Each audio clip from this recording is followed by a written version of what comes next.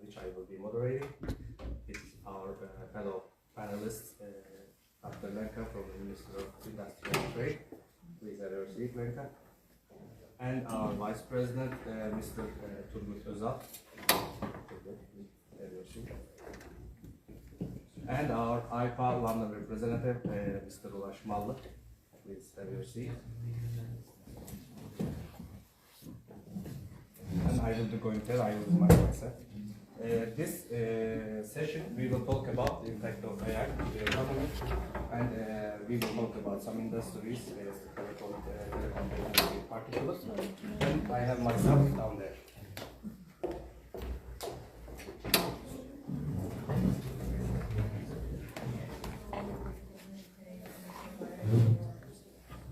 Before starting, I would like to tell something regarding Turgut especially. He really barely made it here. Yesterday his flight was cancelled, so that's a big excuse, and it's not his hands. And he made it here today, very early today, so because he wanted to be with us here, I don't know how to make this speech, so please applause. And also our IPA London representative, Ulaş, I was just recently informed, he got a promotion. Another applause for him. He came all the way from London, and he is leading our members in UK, and also he is working in Vodafone Group as a senior manager big data and AI. Let's start. We are seeing a global economic slowdown, with investments slowing down in most sectors. However, AI seems to be the exception, as in the previous session mentioned. Can you tell us more about this, please? Absolutely. I was going to start off with a joke saying, now that we finished the general session, I'll get into the technical details. So, in terms of economy, I think it's a fascinating time for us to witness the global economy. What we're seeing is a slowdown, as you said, in many industries, but there is a bright spot on the horizon, which is artificial intelligence. Now, AI and machine learning investments have been leading venture capital growth in the first half of 2023. This is a clear indication that investors have faith in the transformative potential of AI. But it's not just about numbers. If you look at it, AI has the potential to redefine industries, create new opportunities, drive growth unlike anything we've seen before. Now, the question I've always been getting is, all right, but where's the money going towards? And it's safe to say that investments are being made in many different industries, but there is a specific focus given the economic slowdown, which is enhancing productivity, so being faster, being cheaper. And when we look at it, especially as Momaya said, software companies are reaping the benefits using examples such as AI-assisted coding bots. Our research indicates that AI-assisted bots increase the speeds of production of a certain task by up to 20% without any loss of quality. This is the start of a paradigm shift where the traditional model was someone with expertise would be using Excel or coding, but now we're shifting towards an environment where anyone can be technical using AI. So this is really, in fact, an interesting shift. Now, another point here is we're talking about automation, but AI itself isn't just about automation. AI is a catalyst for change. What do we mean by this is AI is one changing what customers value, meaning such examples that come to mind could be hyper-personalization or agent-led discovery. Another example from AI is it's creating new business opportunities. Now, we've already discussed this and I won't go into the details, but think of Uber using smartphone-enabled scale. Think of Netflix using internet, or even think of just Google ushering in a new era of search. AI is really changing the game here. Now, in terms of the economic value, latest research estimates that the value from AI, this is only a subset of use cases, by the way, not the entire value, but from a subset of use cases, the potential value that can be driven is between 2.6 to 4.4 trillion dollars annually. I'll repeat, 2.6 to 4.4 trillion dollars from a subset of use cases. Now, to put this into perspective, seeing how Ulesh is coming from London, the entire GDP of the UK in 2021 was $3.1 trillion. So each year we're creating a new UK, and this is only a subset of the universe of potential use cases. Now, of course, the impact on each industry will be different. It's going to differ by the industry activities, functions, how mature it is. So it really does depend on a lot of factors, but it's immense. You talked about the industry-specific development of AI. Can you give us an example of how AI is transforming a specific industry, given your numbers? Sure. I won't go into telecom specific, but I can give one example, seeing how there are a lot of Turkish startups and companies that really became successful in gaming, such as Peak Games. Now, the video gaming industry, executives from video gaming, forecast in the next 5 to 10 years that half of the entire game developments can be done using AI. Now, today even they're using AI to plan processes, kind of do the pre-planning, but they are starting to test AI for character developments, dialogues, scenery, environments. Now, we are talking about automation now, but in the near future, AI, this is just one example of how AI can be used for innovation and creativity. Another point I want to emphasize before closing everything up is change in workforce, the transformation of workforce as well. Now we're expecting the workforce to transform or accelerate transforming in the near future because of the potential of increasing automation. Now the expectations are similar to video games actually, that half of all of the tasks we're doing can be automated between 2030 and 2060, with a midpoint in 2045. Again, mentioning half of all the tasks. Why is this 2045 important? Because at the beginning of this year, we were estimating this to be 2055. So only in a matter of 11 months, less than a year, we realized that our forecasts were a bit too conservative, and actually the change or pace of growth is much faster. This is both amazing, but also scary.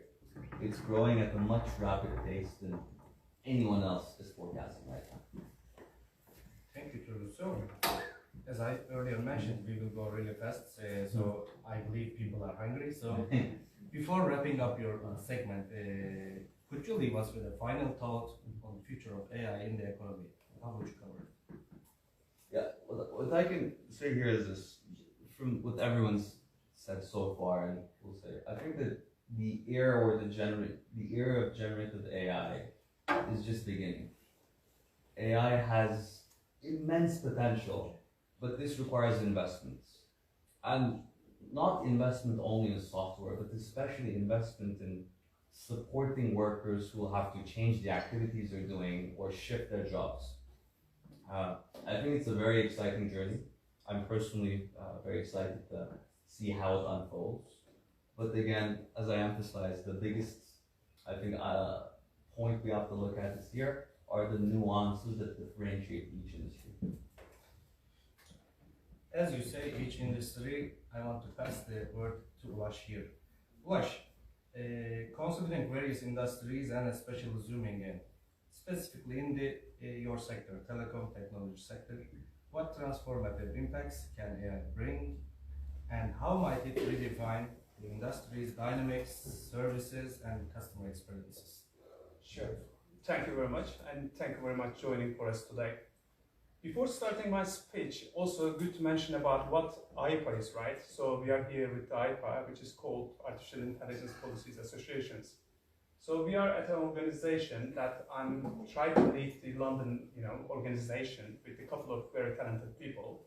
We try to create awareness about the policies around, AI and how we are going to change and disrupt industries by using effects of it. Of course, every government, when we look at the European and also Asian or African countries, they have different priorities. AI coming, maybe second or third one. But how we can increase the awareness to make sure AI is a top topic, which will improve our future very well, and how we are going to make and help regulators to take right actions will be our priority as an association. Coming back to your question, so of course we did lots of technical, speech, and today I'm going to talk about very commercial ones, because my boss every day asking me to generate money by using AI. This is the reality of the life, and I'm leading 13 markets and all the big data and AI activities around the world. So what we are trying to do, maybe great to separate AI into 4 buckets. One is the data side. When we look at the data side, without a good quality of data, you cannot have any output, right, with a good quality. It is the basic understanding of garbage in and garbage out. If you increase the quality of the data, and also if you protect the life of the people, you can provide a good result by using the AI. When we look at the people side, so for the labor market, every company, every economist try to increase the labor efficiency, right, the productivity. I think with this new announcement of the AI, we can increase the efficiency. How we can do it? Really, as my dear Dr. Umut said, we are putting many data into that bucket and try to optimize it and use this computation power to give a best result to humankind. So think about that, the people's growth journey. They spend 20-25 years to learn to touch, love, spend their life with the families, and all of them are about the experiences. But it is taking longer time for all of us to learn these hard or bad or good experiences. Thanks to the AI, just maybe in 18 hours, we can just simulate the humankind that will be really effective like real human. They can love, they can answer the good question, as Şebnem Hocam said. There was a good answer provided by ChatGPT, which is very specific and targeted to related customers. So when we look at the people side, this is so critical. And how it is affecting the job market. When we look at the last 20 years, there were jobs like machine engineers, mechanical engineers, industrial engineers, lots of engineers, right? But for AI specific area, this is the big challenge for organizations like me to hire new talents. So in the last 2 years, we were calling data scientists as a very fancy job. And thanks to big corporates like Google, Amazon, and others, they're providing data science as a service. So data science, I'm sorry to say, there are some couple of data scientists. It is a 2 years history right now. But when we look at the new future, we just announced ML engineers. Then with the development of LLM, we called OpenAI, we just launched the prompt engineers. So catching all those skills require a big investment, just for a person or just for an organization. So as a professional in the company, like called Vodafone, the telecom, this is the thing that we are trying to catch every time, the right people. The last one is the technology. I have a big idea that in one day, there will be 3 companies in the world. Those are Google, AWS, and maybe Microsoft. Because those companies are heavily investing in the industries. Like you can see that Microsoft acquire every year gaming companies, artificial intelligence companies, and everything. So they are trying to create a big ocean, data ocean, to just make sure we are providing right products to customers. So the last point from my side, the use cases. Again, like every day, my boss is trying to create use cases, which is very different in 15 markets. What we are trying to solve, the first thing, we are trying to recommend best products to our customers. When you join the digital application, you are trying to get the best product with a limited time. So our data scientists try to optimize these engines to make sure that you are seeing the right solutions. When we look at South Africa, like it is a very different use case that we are working right now. In South Africa, the biggest problem of the telecommunication companies is the tax. So people are stealing bus stations. So our team in South Africa trying to find who might potentially steal our bus stations and how we can proactively avoid those situations. Or if we go to Germany, the biggest problem is credit risk. So whenever you try to buy a new product, you are having difficulties about your credit rate. So our team is building a data structure to make sure that you are as a customer, you have a good scores that you are going to be eligible for a couple of products. So this is another use case that we are trying to just build together. And the last one is LLM, of course. Today, everybody's talking about OpenAI, right? So I just want to highlight about, of course, commercial use cases that you can write some, you can create some use cases related to social media. For instance, if I'm going to launch an iPhone 15, I can just create a post in 2 seconds. Or if you are talking about the call center agents that we are trying to do right now, at most of the telecommunicating companies right now, what they do really, they implement AI solutions like LLM to listen to calls. Of course, the privacy is a key.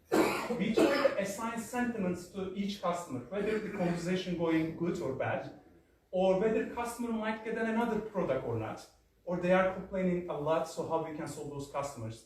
There's a screen in front of the agent, and they try to get every time a new recommendation or new guidance that you can just help frontline agents to make sure are keeping our customers happy. But from other perspective, I want to touch today again. So 2 weeks ago in London, there was an AI State Summit. The governments, companies, everybody's thinking the security side of the AI, how people and organizations will secure their data and make sure that they are not damaging right now to their organizations. So what is happening with the LLM? Everybody's talking about the commercial side of it, but how about the software generation part of it? So right now with LLM, the guys from certain countries sitting in front of the computer and writing millions of codes to attack our system. So in our team, we have 15 people. They are trying to protect all our departments and try to protect confidential information which is related to you. We have your credit data. We have your customer data, family members. We know everything about you. So for that certain situation, right now with the coming problems with the LLM, we are, as a telecommunication or technology companies, we are trying to avoid those attacks. So we cannot go some countries and work from them because just avoiding those kind of situations. So what I'm trying to say in a short term, so commercial companies try to generate a revenue from the AI. This is the key. The second thing, government and other organizations try to protect themselves with the right solutions to avoid all those problems related to AI. The third one is, of course, efficiency, that economy trying to be more proactive and more productive. Then directly, this is helping all of them in a short. Then last week, I just want to give the last example from my experience last week in Oxford. I joined Oxford University Venture Club as just a conversation, and they showed me a very different result. It is really inspiring for me. What I see, like 80% of the VC investment right now going through directly to AI. So if you are as an entrepreneur, if you are just taking some opportunities to build some AI solutions, I think this is the right time. Although somehow AI is a solution, but sometimes it is not. But what I realized that AI is coming very fast, and sometimes investors and other people are not knowledgeable enough. They are just throwing the money to the solution. Maybe you remember our London event in the embassy, that the young lady called Miriam, she raised $3 million last week, three weeks ago. So she couldn't do it 2 months ago. So we can see that there are lots of opportunities outside, and as a young AI professionals and or the people who are working on the corporate, we should be very attractive on those topics. So I don't want to make it longer, and I'm sure that Last 2 minutes, please wrap up. Good. Okay. No longer conversation. I'm just jumping to the Lenka, so I'm sure the public sector will be most important than the commercial one. Thank you very much. Okay. Thank you for your words, Ulash. Dear Dr. Lenka, as you see, I cut the times half to make freer time. So Lenka is leading the head of the Digital Economy and Society Unit in the Department of the Digital Economy and Smart Specialization of the Ministry of Industry and Trade of Czechia. So she will talk about Czechia's AI strategy and the achievements, developments they have done so far. Lenka, please. Good afternoon, dear Your Excellency, dear ladies and gentlemen. It is a great honor for me to be here with you and discuss our AI policy in the Czech Republic. I'm from the Ministry of Industry and Trade, and on behalf of the Ministry, I would like also shortly introduce our our ministry, because ministry is quite powerful. In the Czech Republic we have many activities, from energy policy to industry policy. You know that the Czech Republic has about 38% of GDPR which derives from the industry. And also we have now new activities regarding digitalization and of course artificial intelligence. And as a representative of the Department of Digital Economy and Smart Specialization, we want that the artificial intelligence will be the priority of our ministry. And thanks to our minister, it is now on the priority lists. And we know that it is very important for the Czech economy and also for our digital and AI ecosystem to help our businesses and also to help our citizens to know how to adapt to the artificial intelligence technology. So the Czech Republic is a member of the European Union, and we have also closely cooperated with the European Commission when the European Commission formulated its first AI strategy in 2018, and after this EU strategy, the Czech Republic also adopted its national strategy of artificial intelligence. We belong to the first countries in the world that has this strategy, and this strategy also was approved in 2019, and it covers 7 areas of activities, from the research and development to digital skills to impact on AI on the labor market, and also international cooperation, finances for AI, and as well as cybersecurity and ethics of artificial intelligence. So this strategy is a really cross-sectoral strategy and very broad, comprehensive, complex, and as it is economic strategy, from one point, as the Ministry of Industry and Trade is the main coordinator of the strategy, we have to involve in drafting it many other stakeholders from the ministries and from businesses or trade unions, and special also experts from abroad. So in 2021, when the COVID crisis came, and it has some impact also on our artificial intelligence strategy, because there were many goals, ambitious goals, as well as, and also many measures that we wanted to be fulfilled by 2021, but it was some successes in the strategy of artificial intelligence. Nevertheless, there were also some measures that wasn't occurred or wasn't be fulfilled. So when we did evaluation of the strategy last year and this year with all stakeholders and all involved partners in the process of implementation of national strategy, we found out that about 1/4 of measures were fulfilled, but the rest were unfulfilled. But what is somehow positive in it, that we decided that due to the all international developments and very general spread of generative AI, we decided to formulate new updated national strategy of artificial intelligence. But when I came back to the achievements of the first AI strategy, we found out that there was some progress in the area of infrastructure, in the Czech Republic concerning AI, because we had funding from the European Commission and from the Czech budget for creation of the special European Digital Innovation Hubs in the Czech Republic. There are 6 now, and they provide consultancy to businesses and also to special, also to public authorities.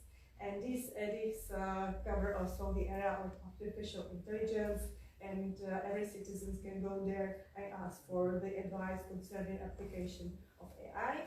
We have also success regarding special facility. It's called Artificial Intelligence Testing and Experimentation Facility for Manufacturing. It's based in Czech Republic in 3 universities, one here in Prague, then one in Brno and Ostrava, and also they provide services for businesses. They can test their AI applications and also provide them with some consultancy, or they also can advise them what they can do with their products or with their services in the future. So this is very big, I think, achievements, and we are really happy that these European Digital Innovation Hubs also will be active in Turkey, because Turkey became the part or the member of the Digital Europe program, which co-found this edX, and so in future we will have them too, and it's a good platform how to exchange the experiences with all their services and all the cases that they use in the future.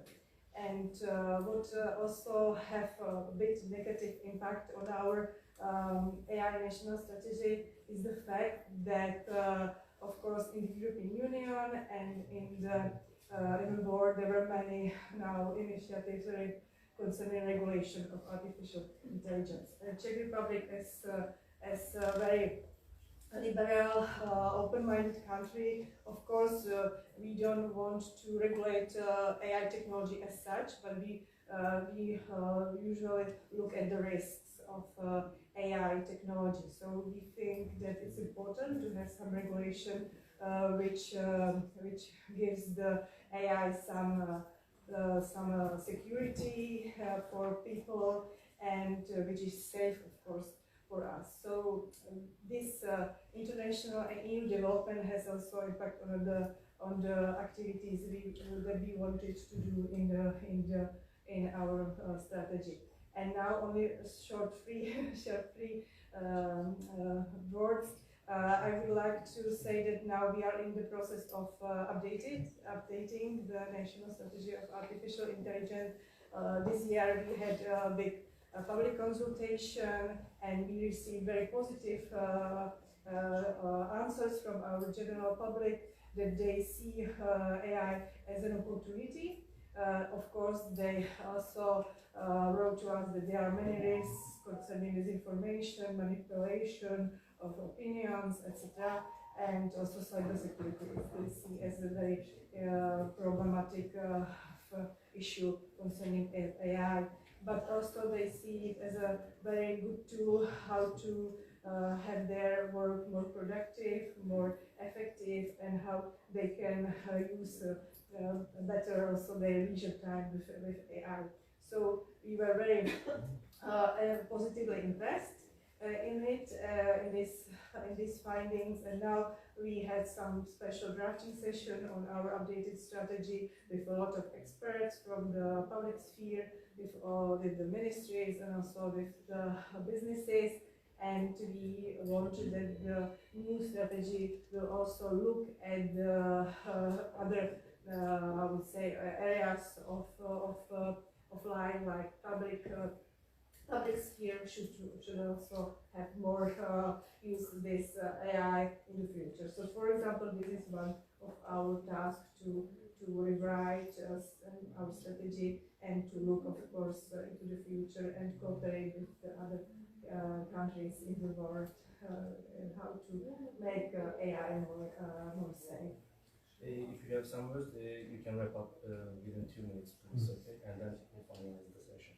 Okay, my summary of my presentation is that we see AI as a good tool for all citizens, for all businesses to be used, and with great potential for international cooperation in application of artificial intelligence. That's why we work with our EU partners, as well as with our like-minded partners.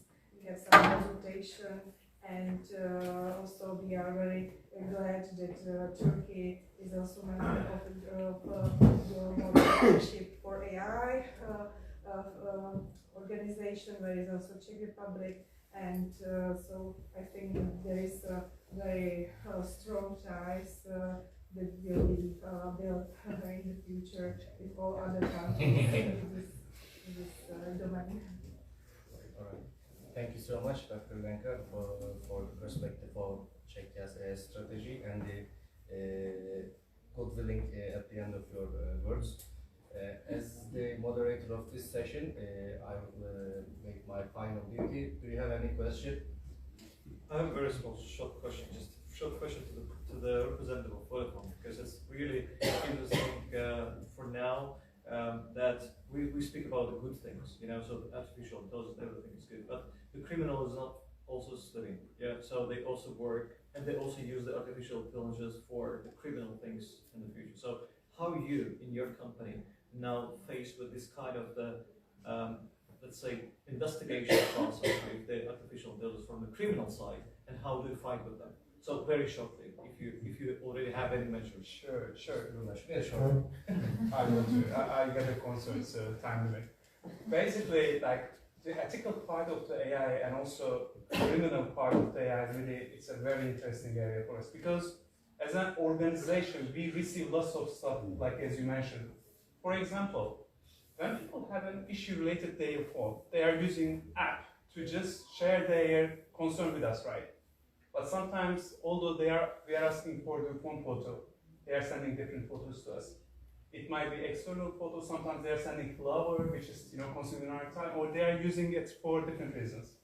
Or when we have attacks, as you said, like lots of attacks from different countries are coming to our area too. So basically, we have a very talented people. They are working with the ships. So really just building some counter-attacks to make sure it is not happening, very basic stuff. But thanks to Google and all other platforms, so they are providing lots of ready-to-use services. So we are always trying to find the best approach to make sure it's not happening, because the privacy of the people and also protecting the information, the most important thing. And I'm really glad to be part of the European Commission, by the way, for this thing, because the GDPR is the most powerful regulation in the world. When you compare it with Asia, America, Africa, you cannot show any customer data, or you cannot play with the customer data without any anonymization. So because of that reason, really feel to say that we have a trusted anonymization technique for people who are individuals that we are using the technology. Does it answer? Yeah. Thank you. Another question? I thought so. Thank you. Now I'm closing this session, and I assign myself as the master of ceremony. I'm going there.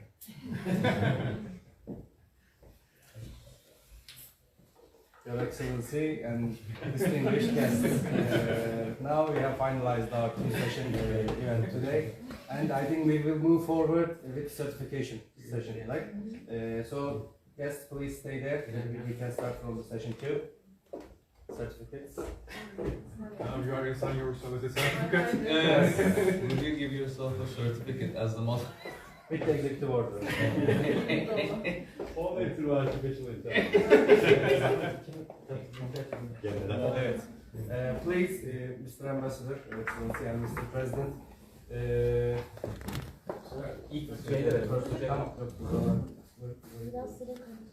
Yes. Mr. Turgut Özal, our Vice President and Senior Manager at Paying Company. This is your certificate. Ben burada mı çekelim? Nereye? Tamam, ben çıkayım artık. Ben şuradan da. Ben şöyle çıkayım.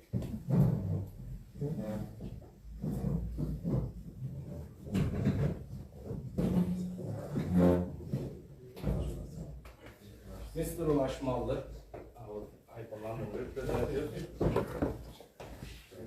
Welcome. Thank you for your presentation.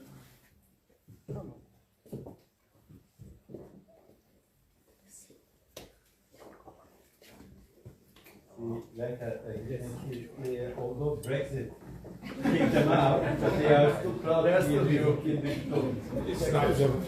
Our valued guest, Dr. Mehmet Kravalov.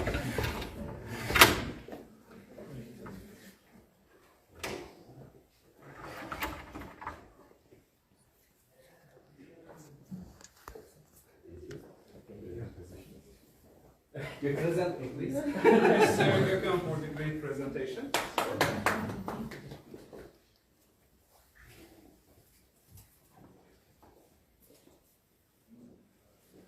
I served in the parliament with Gökhan's father, and now I'm so proud that he is now generating all these different roles at the same time. Yes, thanks so much. I'm proud of this. Our first session panelists, our Secretary General, Ms. İrem Sezer.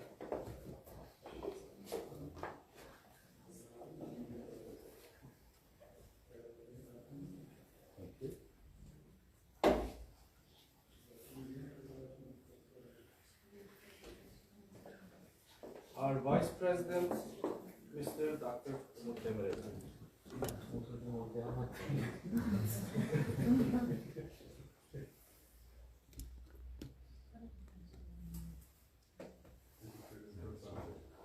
Our board member, Associate Professor, Şebnem Özdemir.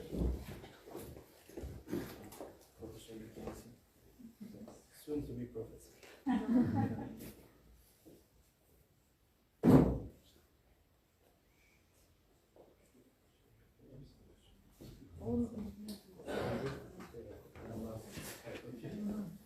Well, thank you all very much.